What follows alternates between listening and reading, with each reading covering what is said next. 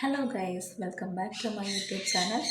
എല്ലാവർക്കും പുതിയൊരു വീഡിയോയിലേക്ക് സ്വാഗതം. നിങ്ങളൊരു പാട്ട് കേട്ടിട്ടുണ്ടോ?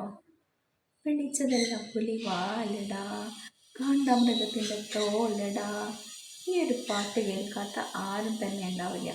നമ്മുടെ എല്ലാം പ്രിയപ്പെട്ട വേടൻ്റെ ഒരു പാട്ടാണത്. നമ്മൾ നിറയെ സ്റ്റേജ് ഷോകളിലും ആൽബങ്ങളിലും യൂട്യൂബിലും എല്ലായിടത്തും ട്രെൻഡിങ് ആയിട്ടുണ്ടായിരുന്നൊരു പാട്ടായിരുന്നു ഈ ഒരു പാട്ട്. പ്രിയപ്പെട്ടൊരു സിനിമയായിട്ട് മാറിയ മഞ്ഞമ്മൽ ബോയ്സിലെ ഒരു പാട്ടാണത്.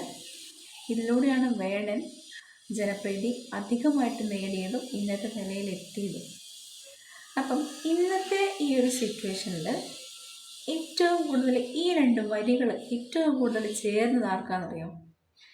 നിങ്ങളൊന്ന് ആലോചിച്ചത്. അത് തന്നെയാണ് നമ്മുടെ രേണുസുതിക്ക്. അതായത് രേണുസുതി ഇപ്പം തൊടുന്നതെല്ലാം പുലിവാല പിടിച്ച കാര്യങ്ങളാണ്. അപ്പം നേരെ നമ്മുടെ വീഡിയോയിലേക്ക് പോകാം. എൻ്റെ ചാനൽ പുതിയതായിട്ട് കാണുകയാണെങ്കിൽ ഒന്ന് സബ്സ്ക്രൈബ് ചെയ്യാനും സപ്പോർട്ട് ചെയ്യാനും മറക്കരുത്. അപ്പം നമുക്ക് വീഡിയോയിലേക്ക് പോകാം. വാ.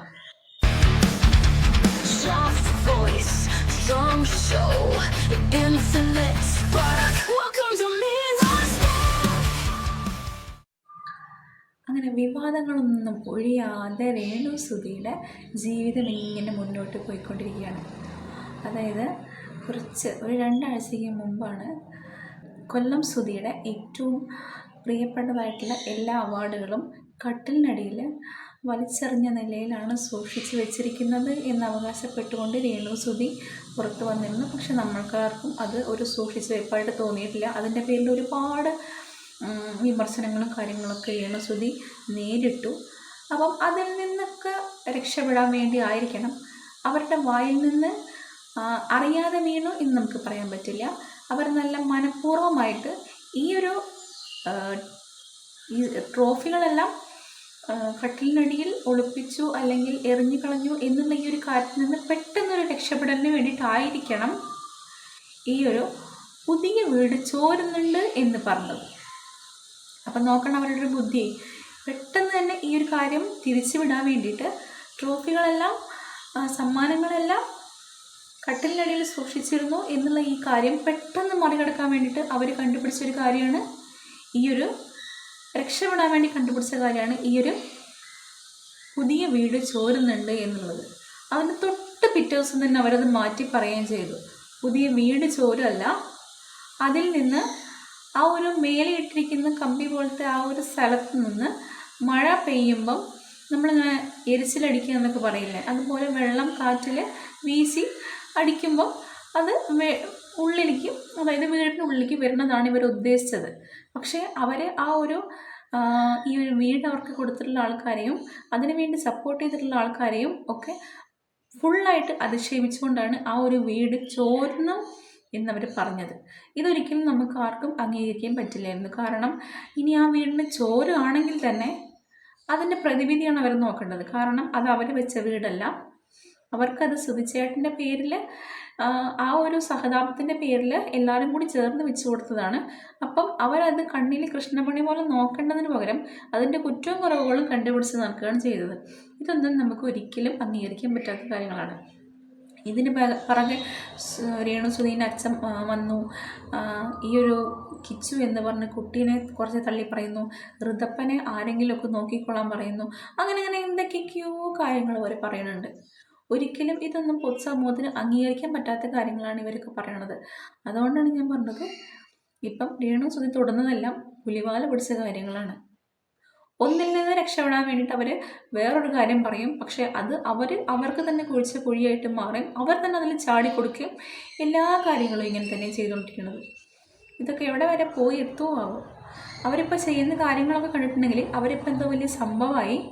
അവർ എയറിൽ നിന്നുകൊണ്ടാണ് ഇതൊക്കെ ചെയ്യുന്നത്. എയറിലായി അങ്ങനെ തന്നെയാണ് പറയണത് എല്ലാവരും, അതുപോലെയാണ് ചെയ്യണത്. ഇപ്പം നമ്മളിങ്ങനെ പറയൂലേ, കുറച്ച് തലയ്ക്ക് കുറച്ച് കനം വെച്ചിട്ടുണ്ടെങ്കിൽ നമ്മൾ ഭൂമിയിലും അല്ല ആകാശത്തിലും അല്ല, അതുപോലത്തെ ഒരു അവസ്ഥയിലാണെന്ന് ശരിക്കും അവരങ്ങനെയാണ്. ഇപ്പം ഇങ്ങനെയൊക്കെ പോയിട്ടുണ്ടെങ്കിൽ ഈ ഒരു സഹതാപം കാണിച്ച, ഈ ഒരു കൊല്ലം സുധിച്ചേട്ടൻ്റെ പേരിൽ സഹതാപം കാണിച്ച എല്ലാവരുടെയും കണ്ണിൽ ഇവരിപ്പോൾ ഒരു കരടാണ്. അതിവർക്ക് മനസ്സിലാവാനായിട്ടാണോ എന്താണോ അറിയില്ല. ഇങ്ങനെ പോയിട്ടുണ്ടെങ്കിൽ ഇവരെ യൂസ് ചെയ്തുകൊണ്ട് റീച്ചും കാര്യങ്ങളും ഉണ്ടാക്കാൻ നിൽക്കുന്ന ആൾക്കാർ ഇവർക്ക് ഇത്രയധികം ഒരു നമ്മളുടെ വീഡിയോ കാണുന്നുണ്ട്, അതുകൊണ്ട് അവർ നല്ല റീച്ചിൽ നിൽക്കുന്നു. ഇവർക്ക് ഇങ്ങനെ നെഗറ്റീവ് ആയാലും കുഴപ്പമില്ല, ഞാനെന്നും റീച്ചിൽ നമ്പർ 1 നിൽക്കണം എന്നുള്ള രീതിയിലാണ് ഇവർ പോണത്. അത് മാത്രമല്ല അവർ ഇവരുടെ ഇപ്പോഴത്തെ ഒരു ലൈഫ് സ്റ്റൈൽ അവർ നന്നായിട്ട് എൻജോയ് ചെയ്യുന്നുണ്ട്.